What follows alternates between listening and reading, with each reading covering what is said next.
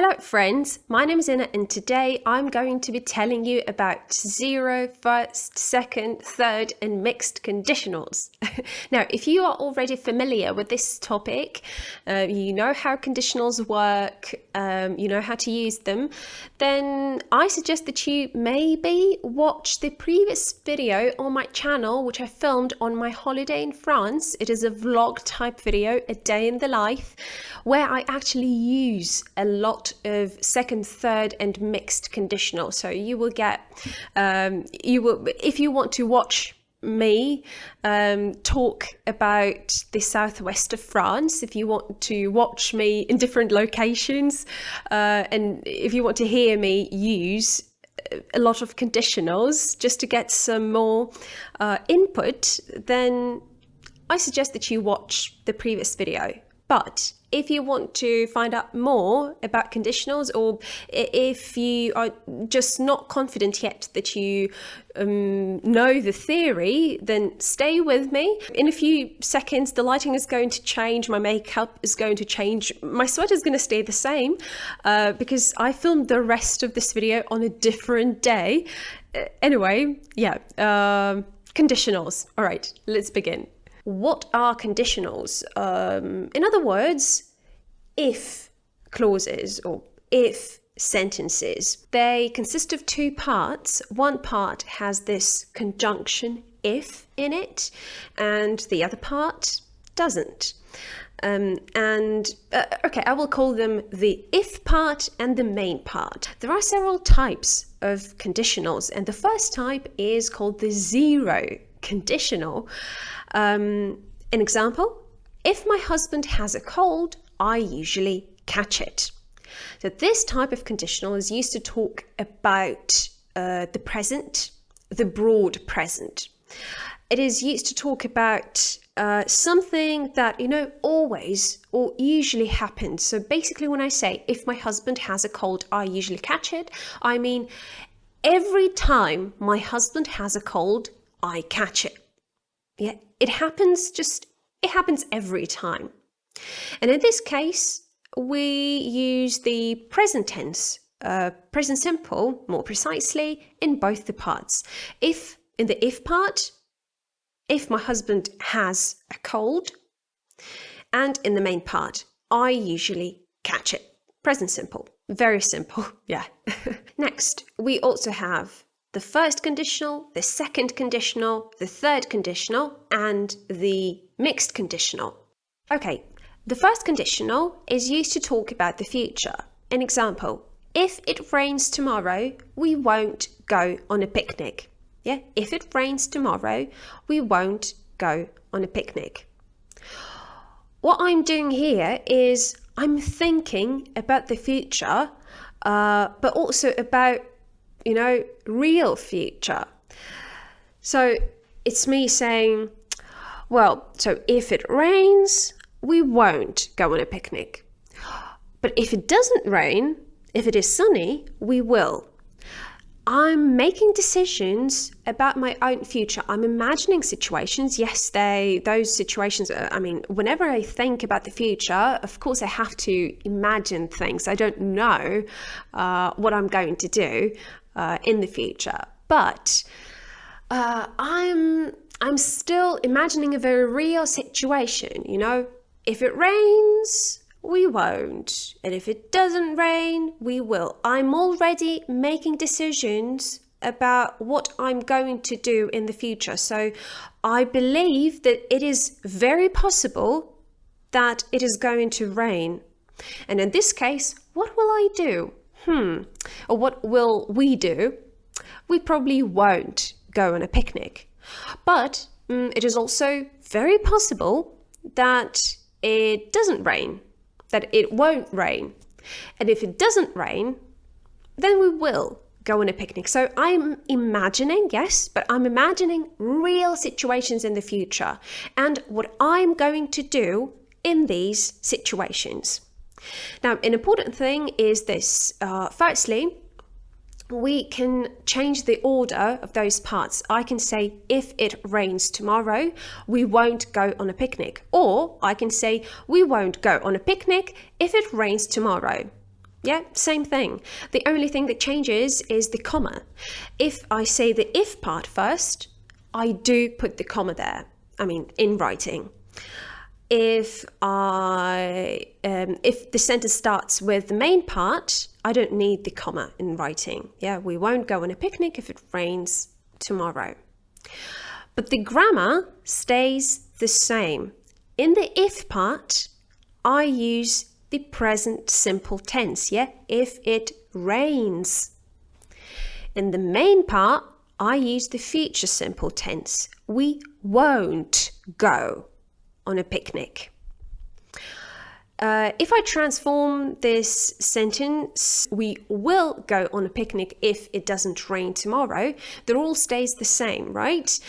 Future simple in the main part, we will go, and present simple in the if part, if it doesn't rain. And pay attention to the fact that that future simple, present simple, they follow those absolutely, normal rules for future simple and present simple. Nothing special there. So the only thing you have to remember is that we need the present simple in the if part, no matter where the if part stands, no matter if it is the first part or the second part of the sentence, yeah? So I could say we will go on a picnic if it doesn't rain tomorrow, or if it doesn't rain tomorrow, we will go on a picnic. Yeah, doesn't matter. It is, of course, just a little bit more complicated than that. Because instead of will in the main part, you can also use modal verbs or let's. For example, if it doesn't rain tomorrow, we can go on a picnic. Or if it doesn't rain tomorrow, we must go on a picnic. Or if it doesn't rain tomorrow, let's go on a picnic. Yeah? It's, you are adding some more meaning to the sentence because it's not we will. Yeah? It's not a decision about the future. Now it's we can, right? So we have this option, or we must, and that means, yeah, I think we really should, or let's, and now I'm inviting you. The meaning is slightly different. And now one more thing, also pretty advanced. So that thing with modal verbs and let's is not something you usually learn at A2. And now another thing like that. So just like we don't have to use future simple, so we can use modal verbs or let's instead of future simple in the main part. In the if part, we can also use other tenses apart from present simple. But those have to be present tenses. An example. So one person asks, "Shall we meet at 7 tomorrow?" And the other person replies, "If I have finished my work by then, we can." If I have finished, so I'm not saying if I finish, if I have finished my work by then. I'm not sure how familiar you are with different tenses in English. So, and this is not a video about present perfect, for example, and other tenses, but I'll just briefly say that this is because I want to stress that, I want to stress that this action of finishing my work has to precede, so it has to happen before we meet. Yeah, if I have finished my work by then. So we're also using this preposition by to show that it has to happen before then. I'm not going to go deep into this now because this is a video about conditionals, as I've already said. And I'm going to focus on simpler conditionals, those with present simple in the if part and future simple in the main part. But you could maybe have a look at some grammar textbooks and find out more about how we can use other tenses in conditionals. Okay, now the second conditional, all right? And okay, I'm going to give you an example, and you please think whether I'm talking about the present, the past, or the future with this example, yeah? If it didn't rain, we'd go on a picnic. If it didn't rain, we'd go on a picnic. Does it refer to the past, the present, or the future? Well, to me, it refers to the present or maybe the near future.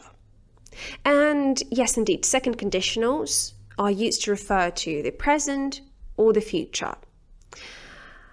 If it didn't rain today, we'd go on a picnic. Today. So I'm talking about today. I'm talking about now, or maybe, again, as I've said, the near future, today. And this sentence also means that, I'm looking out the window and it is raining. And maybe I've had a look at the weather forecast and it is going to rain today, the whole day. And I'm, contemplating this situation, and I say, if it didn't rain, we'd go on a picnic. But it is raining, so we're not going to go on a picnic. This is what we mean when we say that second conditionals are used to talk about unreal events or unreal situations. Remember when we were talking about first conditionals, I said, well, yes, you are imagining, but still you are imagining a pretty real future. Well, in this case, with second conditionals, you are imagining as well, but this is pretty unreal. So, you don't think that the rain is going to stop. You don't think that you're going to go on a picnic. And you say, well, if it didn't rain, we would go. But we are not going to go because it is raining. And we can't change that. Yeah? It is an unreal situation. I'll give you another example. If I were you, I would go to a spa. Well, maybe, you look so tired. If I were you, I would go to a spa. But I'm not you, right? I'm not you. So this is an unreal situation. For me to be you is absolutely unrealistic. We're not in a sci-fi movie.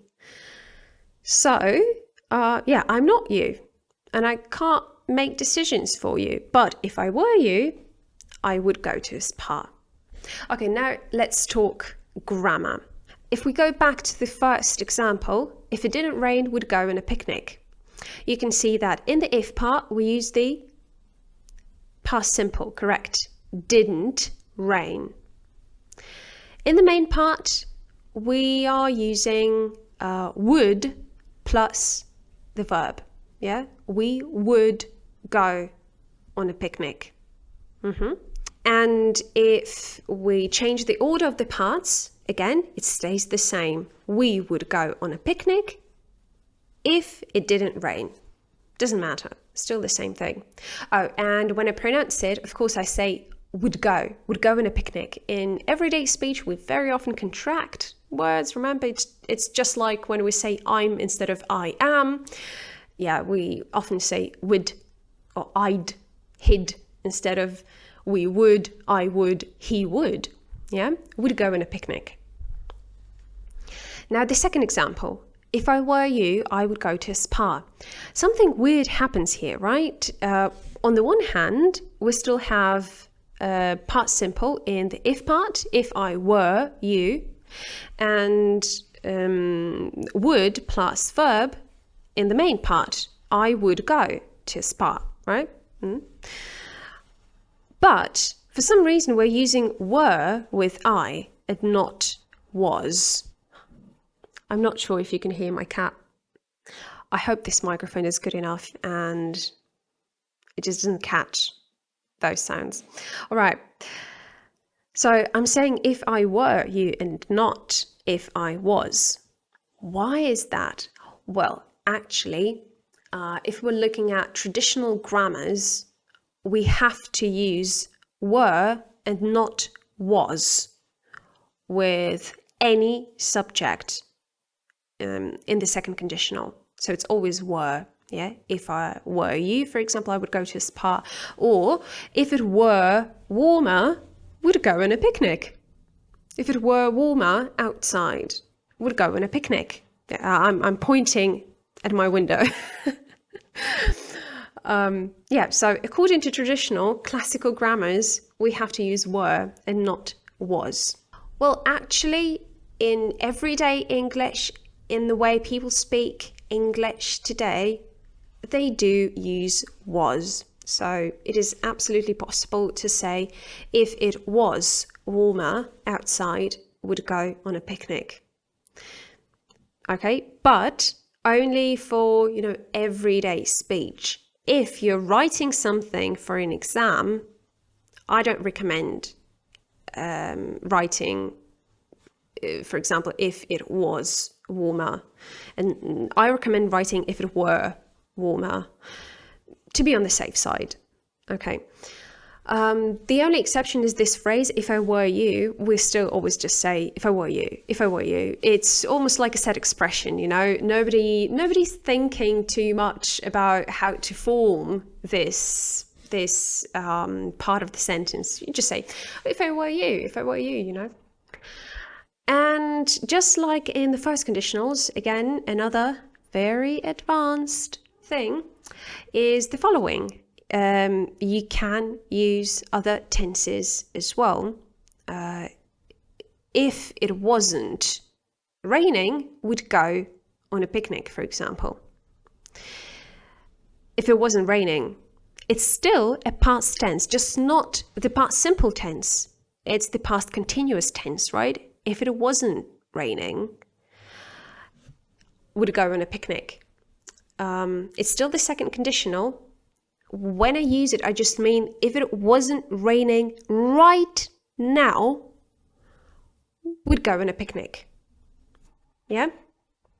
I could also say something like, if it didn't rain today, we would be going on a picnic right now, right? I imagine the situation, if it didn't rain, where would we be? Well, we would be going right now to the place where we are going to have a picnic. Of course, these uses are a lot rarer than, a lot less frequent than the more classical uses of, past simple in the if clause, would plus verb in the main clause, but still they are possible. However, again, in this video, I will mostly stick to the classical kind of second conditional. But, I had to say this. Okay, third conditional. Now we're talking about the past. If it hadn't rained yesterday, we would have gone on a picnic. Or shorter, would have gone. Would have gone. Again, we would is contracted into would have gone on a picnic. So what we do is we use past perfect in the if part. If it hadn't rained, and would have, and then the verb in the third form in the main part. We would have gone on a picnic. Both parts refer to the past. And of course, we can change the order. We would have gone on a picnic yesterday if it hadn't rained. And something I like telling my students, because it sometimes helps, is that with the first, second, and third conditionals, you have to go down the stairs. You need to go down one step with every conditional. So if you're talking about a real situation in the future, we're using present simple in the if clause and will plus verb in the main clause. If we're talking about an unreal situation, so second conditional, we go one step down. Present simple turns into past simple in the if part. Will plus verb turns into would plus verb in the main part. Because I'm not sure you know this, but would is basically the past form of will. So we kind of go one step down. Yeah, we go from grammatically, we go from present to the past. Even though, yes, I know we use the second conditional to talk about unreal situations in the present or future, but grammatically, we go from present or future to the past. Present simple becomes past simple. Will plus verb becomes would plus verb. With the third conditional, you have to go one more step down. Past simple in the second conditional, in the if part, becomes past perfect. Would plus verb in the main part, in the second conditional, becomes would have plus verb in the third form. So like would be becomes would have been. So with every next type of conditional, we go one step down. Finally, one last conditional type is the mixed type. The mixed conditional.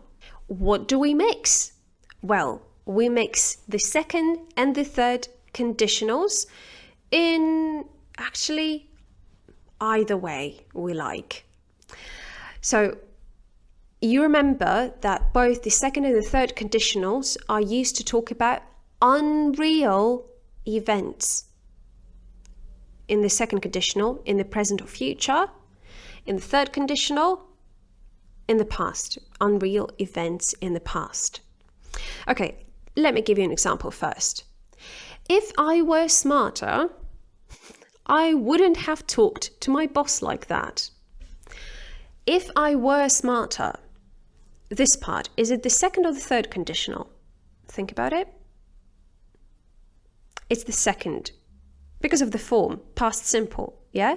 If I were smarter, that means I'm talking about the present or the future here. And yes, indeed, I'm talking about the broad present. So if I were smarter, like now, or in general, if I were smarter. Now, listen to the second part. I wouldn't have talked to my boss like that. Is it the second or the third conditional? It is the third, because we're talking about the past. And how do we know? Because the form is wouldn't have talked. It's the form of the third conditional. So we're talking about the past. That means I did talk to my boss like that. Maybe in a rude way. Okay, I did talk to my boss in a rude way, but I think it was a bad thing to do. And if I were smarter, in general, I wouldn't have done it. I wouldn't have talked to my boss like that. But again, I did. Yeah. And of course, we can change the order. We can say, I wouldn't have talked to my boss like that if I were smarter. And another example. If I had done sport when I was a child, it would be easier for me to keep fit now. Let's think about the first part. If I had done sport when I was a child, is it the second or the third conditional? It is the third. The form of the verb that we're using is had done, past perfect. This is the form that we use in the third conditional in the if part. If I had done sport when I was a child,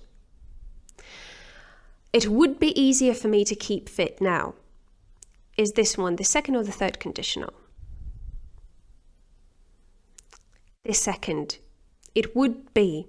Would be, yeah, would plus verb is the form that is used, the verb form that is used in the second conditional in the main part. It would be easier for me to keep fit now. So I'm combining the past and the present in this example. If I had done sport when I was a child, it would be easier to keep fit now. And of course, I can change the order and say it would be easier for me to keep fit now if I had done sport when I was a child. That's it. But one more thing I suggest doing is think whether you have something that is similar to the English conditionals in your native language, and let the others know in the comments. Now, I invite you to watch the video that I filmed, that I made in France, on my holiday in France. And whenever you hear an example of a conditional sentence, try and analyze it. You can maybe pause the video and analyze it. What kind of conditional is it? Is it the first, the second, or the third conditional? Or maybe the zero conditional. I don't remember if I used any zero conditionals really. Probably not.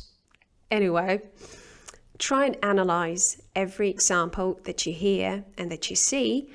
And hopefully by the end of the video, you will be able to understand this topic a bit better.